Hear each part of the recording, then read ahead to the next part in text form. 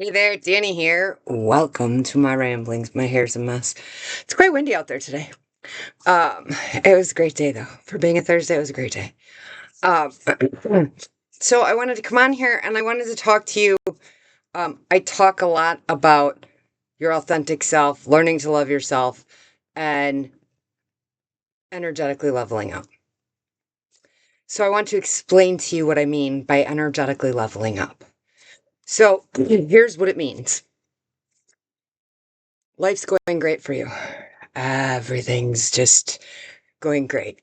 You've got the best luck going in the world. The best luck in the world. Everything's beautiful. You are just happy.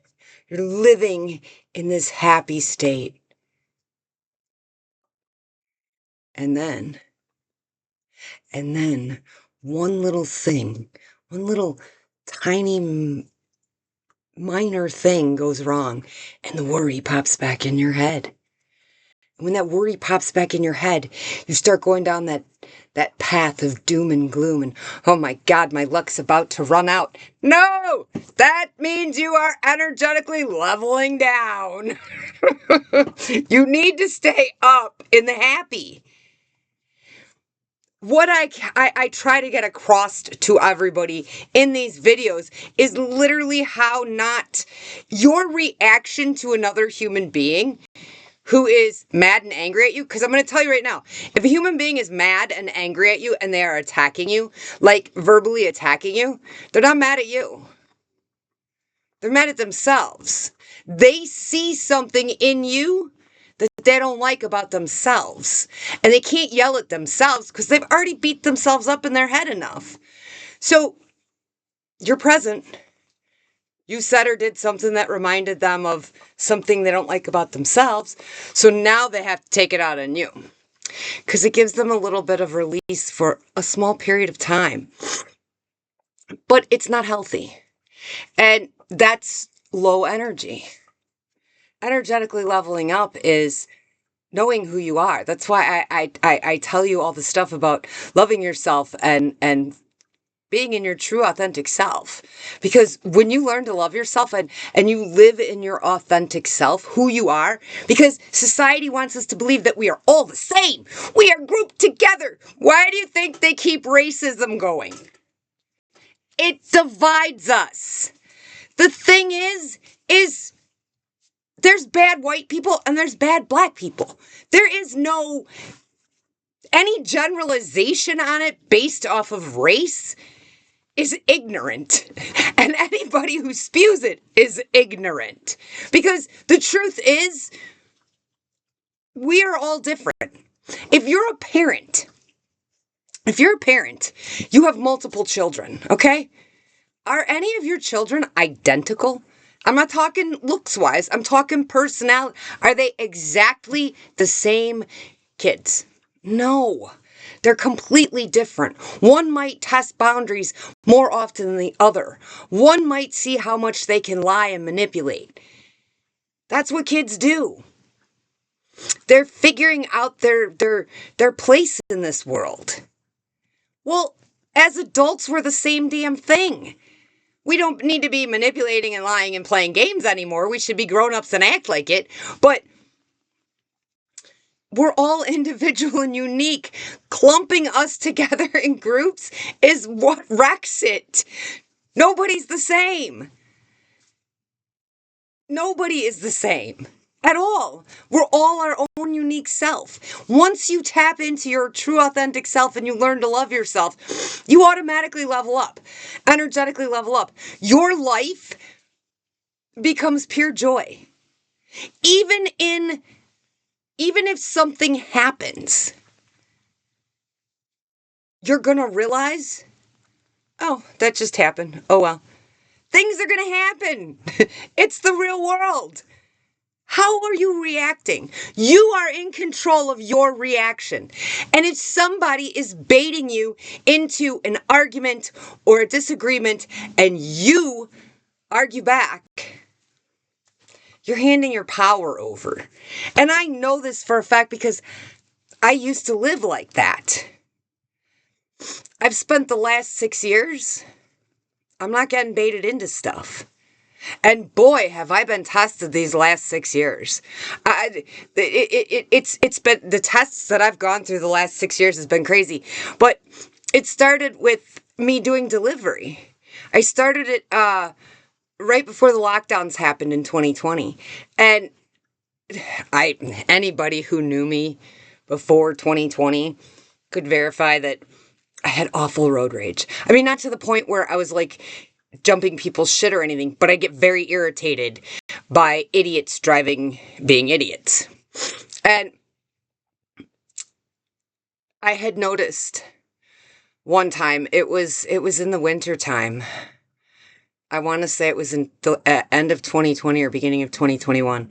And I had a woman, and I was working on that because I started to notice that I started to notice that I would complain about other drivers, and then I'd catch myself doing it, and I'm like, wow, hypocrite much. So I had to start working on it. So some woman cut me off, and I bitched, and then like 5 minutes later, because I was on my way to pick up, I was going to Cafe Rio actually, and I walked into Cafe Rio, and I realized once I got into Cafe Rio, I totally forgot about it. It wasn't even an issue. Some other driver had come in to pick up food, and he was grumping and moaning about somebody that cut him off. And I looked over at him. I said, "You want to know what? I'm pretty proud of myself." I said, "Because I used to be just like that." I said, "But I just had someone cut me off, and I didn't let it get to me." And he was like, "How do I get there?" I'm like, "You just got to keep practicing at it." And this is actually what started me to realize all of this. And then my mom got sick in the end of well, it was actually the summer of 2020, but we didn't know the kind of sick. We thought she was told she had ulcers, but she never went into the doctor to get checked out because, well, nobody did back then. We weren't allowed. So it wasn't until the fall of 2020 that we had found out that my mother had, at the time it was stage 3 stomach cancer. After the new year, we then found out that it was stage 4 stomach cancer and pretty much a death sentence. So I had went back. I left my dogs with my son and his girlfriend, and then we went and I went back by my mom's, and I took care of her for the last 3.5 months of her life. And I can tell you during that wasn't easy. That time was not easy.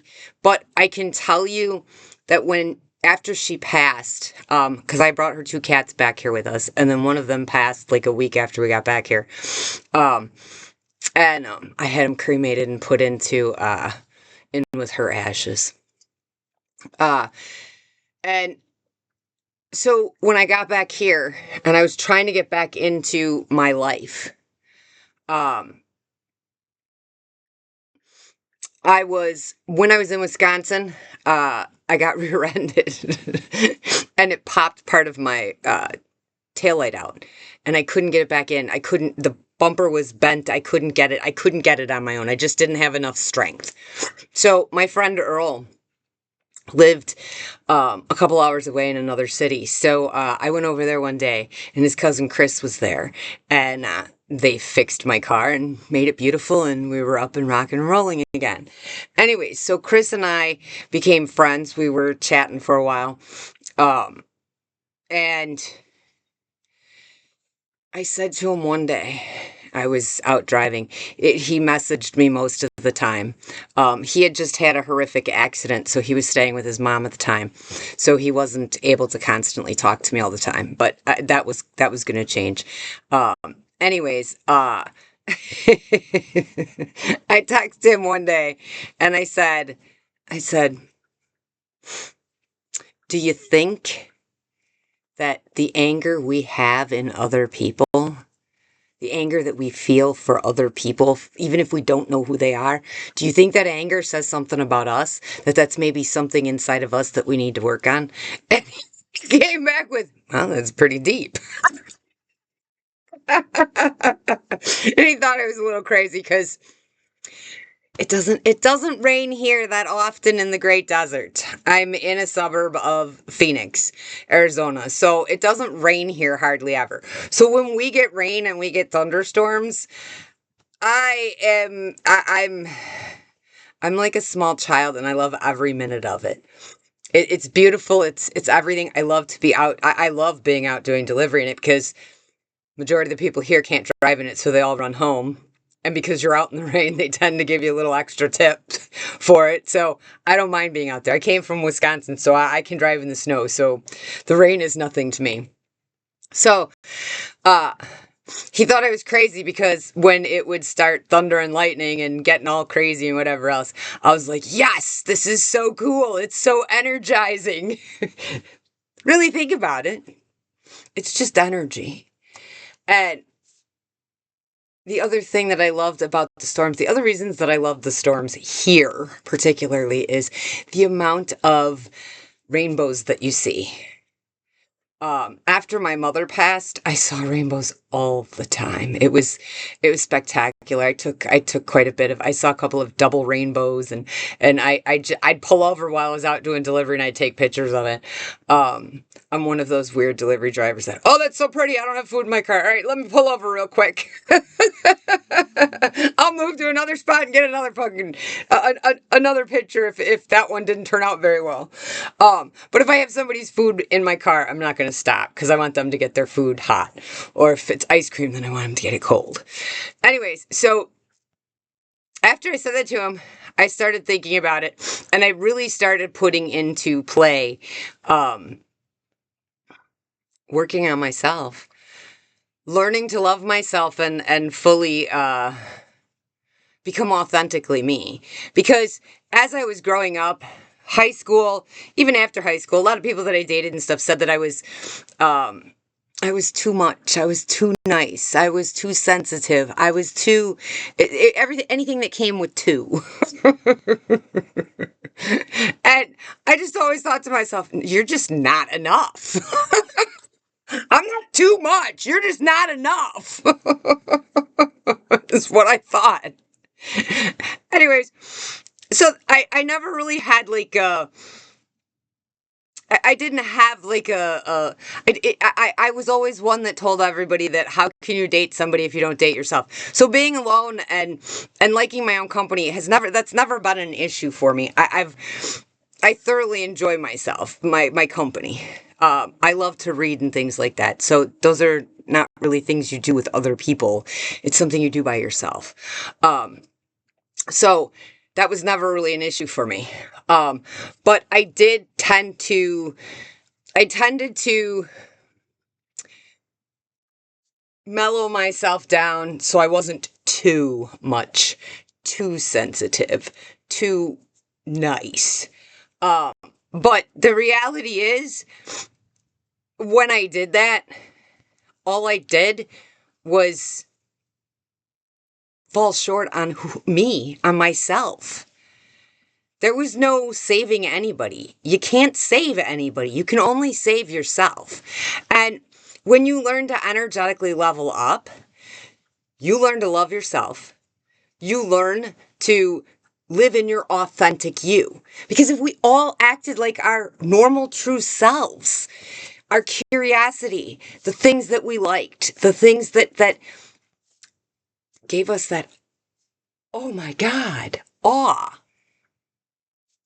Think about how much better this world would be. I never understood why. So you know how they say compatibility in relationships? I don't understand the compatibility thing. Your morals and values should match up. I believe that 100%. But compatibility, I don't necessarily want somebody that thinks like me. And I don't necessarily want somebody who likes everything that I like. Because how am I or that other person going to have different experiences? How am I going to explore the world if I only do it from my perspective and I'm with somebody that has the same perspective as me? That can't be very fun. I've been wanting to leave the small town I came from since I was 13 or 14. I wanted the hell out of there. There was a great big world out here that I wanted to see. And in 2022, my lease was up on my apartment and rents were skyrocketing. So I ended up buying the RV. Um, and I traveled around that year in 2022. And then I made it back out here. And about 2, 3 weeks before I was getting ready to leave again, because I come back out here in the winter, because I'm not dealing with the cold. I don't have to if I don't want to. So I come back out here for the winters, and I was getting ready. I was going to be going back to traveling. I was going to head back to Oklahoma by my dad, my family there. And I got in a horrific car accident. And that screwed everything up. I struggled. I came close twice to having them repo this RV. I drove around in the biggest pieces of crap that you could imagine. I struggled. And then the end of last year, I started to get out of the hole and got caught up. And now we're in the process of getting money stashed away. Prior to my mother getting sick and dying, I had a few grand stashed away. I was living a very nice life. But when she got sick, I had to pay for some stuff. I still had to pay for my place out here and everything else because I had to have a place to go back to. And seeing as I do delivery, I could work there, but I didn't work for 6.5 weeks because I had to stay home and take care of her. So I had to take out loans. So I took out a couple of loans to survive through that time. And I knew it was going to take me 2 years or so to get out of that hole. Well, as I was getting ready to get out of that hole, I got in an accident. Totally not my fault. That's a whole different thing. But so it's been a up and down roller coaster. But what it's taught me is I don't have control over everything, and neither do you. What we can control is what we should stay focused on. And if you live in your authentic self, love yourself, and you learn to stay energetically leveled up, when things happen, it might knock you to your knees for a minute, but you know damn well that your rebound rate is 100%. Every time, and here's the one thing that I've said for a long time to people, is every time I fall to my knees or I fall on my face, it might hurt for the moment, but I'm not going to stay there because I know every time that I fall, I know that each time I climb back, I come back higher than I was before. So when I fall, I don't look at failure or falling as, oh my God, my life is over. I literally look at failing and falling as, yes, we're going to come back stronger this time. What didn't I do that time? Let me do it this time. And eventually get to the point where things just don't bother you anymore. The things that do, though, are the people that want to play games, manipulation, control, vindictiveness. I don't have time for it. That is low energy. And me being around that, all they're doing is sucking my energy. Nope, not sharing my energy. That's what your boundaries are. They protect your energy and your peace. So you can be a free, peaceful person of your own. So energetically leveling up literally is staying in what everybody else calls luck. It's not luck. It's not luck. It literally is you staying in that frame of mind. And when life happens, because life is going to happen to all of us, it doesn't knock you down. It doesn't send you into the pit of despair. And I am living proof that I've never stayed down in that despair. Trust me, I've been at rock bottom several times. But I have one thing that has always been inside of me. And I really owe it to my mother, because I watched my mother get so depressed and quit so many times. And all I thought was, and I said it to her too, Mom, why do you quit? You were so close. Why do you quit? Well, I wasn't supposed to. Mom, you were so close. If you do it again, you're going to make it there and then farther. But she would never see that. So because I watched her do this, I became an adult that I don't know what quit means. I don't know what quit isn't something that's in my vocabulary. If something's not working, well, it's not working. Okay. That's something that we know doesn't work. So let me move to something that might. Let me try something else. I don't know what quit means. I don't understand. I don't understand that. If you want something bad enough, why aren't you working for it? Why aren't you building yourself to it? Because you're surrounded by people who are miserable, and they want to keep you miserable with them, because misery loves company. Cliche, I know. Reality. That's what it is. So if you want to get to where you love yourself, you're living in your true authentic self, and you want to energetically level up so the world becomes a beautiful place where you have peace and freedom to do whatever you want. Because you can pretty much do whatever the hell you want. You can find a place anywhere. Nothing's stopping you. The only thing stopping you is you. You can do anything. I mean, hell, look at me. I used to dream of this when I was in my 20s and 30s. But I thought I was going to have to wait until retirement to do it, because I couldn't figure out how I could make money while I was traveling the country in an RV. Then DoorDash came. I could make a whole hell of a lot more money sitting in an office as a paralegal with my 2 degrees. But that's stress. And although I loved the work, I really did love the work. It was really mentally challenging. So I did love the work. But I didn't care for the stress. Stress is going to age you. And I'm just done with all the stress. I don't have stress with DoorDash. I don't have a boss over my shoulder. If I feel sick tomorrow morning, I don't have to call somebody and say, hey, I'm not going to make it today. I literally just unschedule myself if I'm scheduled and just don't go in. If I want extra money, I just work extra hours. I'm in complete control. Yes, there are expenses.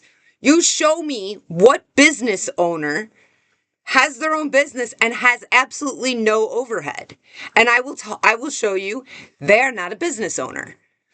Doing delivery or doing any of these gig apps, it's your own business. You do get that, right? So you're going to have overhead. You find ways to cut corners. When I started doing this, I owned a 2018 Jeep Wrangler. And I only started doing this because I was looking for a job. I wanted to be a paralegal in criminal defense. But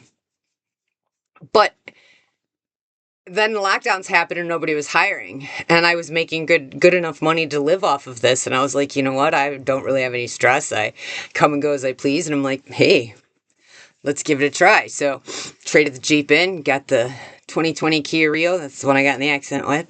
Had it a little over 2 years. Put a lot of miles on it. Because I could run, easily I could run between 150 to 200 miles, if not more, a day. Because I was running anywhere between 10 to 12 hours a day. I loved every minute of it, though. There's never, in the 6 years that I have been doing this, there's never been a day that I have woken up and said, oh, I gotta go to work. That's never happened. Never. If I get stuck at home because something happens, my car breaks or somebody, my kids need me or something else, there's a part of me that goes, damn, I'm not out there doing what I want to be doing. And I know a lot of people think I'm crazy for loving what I do, but I love it. I love meeting the other drivers. I love the restaurants that I go to because I make friends at the restaurants. I love chatting with the customers too. You don't chat with that many customers because large majority of them it's just leave at the door. But you do get a few that you